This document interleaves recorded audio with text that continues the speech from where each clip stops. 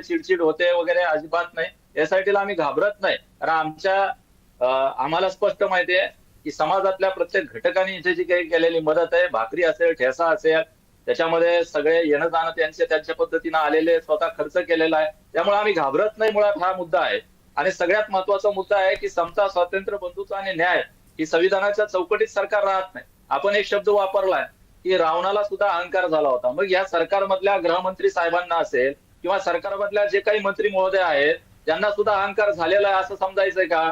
मुळात संविधानाच्या पदावर राहून काही मंत्र्यांनी जाती भेद निर्माण केला, जातीचा द्वेष निर्माण केला, धर्मात आणि जातीत भांडणं लावण्याचं संविधानाच्या मंत्रिपदावर राहून केला. हे कुठपर्यंत आहे? तुम्हाला डावकरे साहेब इमानदारीने छातीवर हात ठेवून सांगा की आपण हे सगळे काही आपले मंत्री महोदय आहेत हे अत्यंत चुकीच्या पद्धतीने वागले आहे का नाही, एवढं सांगा मला.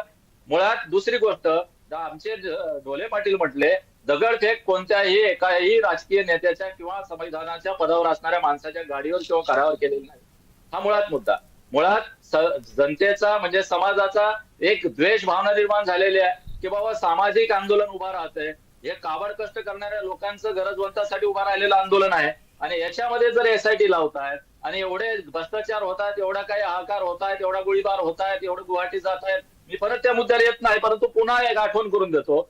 मग ह्या सगळ्यांची यासाठी होत नाही आणि सामाजिक आंदोलन न्याय हक्कासाठी जर संविधानाच्या मार्गाने होत असेल आणि त्याच्यात जर खोडा घालायचं काम करायचं असेल आणि मुळात आरक्षणाचा मुद्दा हा कुठेतरी भरकटावा, दुसरीकडे जावा आणि आपण जे काही बोललेलो आहे, नोटिफिकेशन एका बाजूने काढतो आपण सगळ्या सोयऱ्यांचं आणि जीआर वेगळ्या बाजूने काढतो, हे खोटारडेपणा शासनाचा उघडा होऊ नये याच्यासाठी आपली दिशा बदलण्याचं धोरण सरकारचं बचाव कातडीचं धोरण आहे, मला असं वाटतं या निमित्ताने. प्रसाद.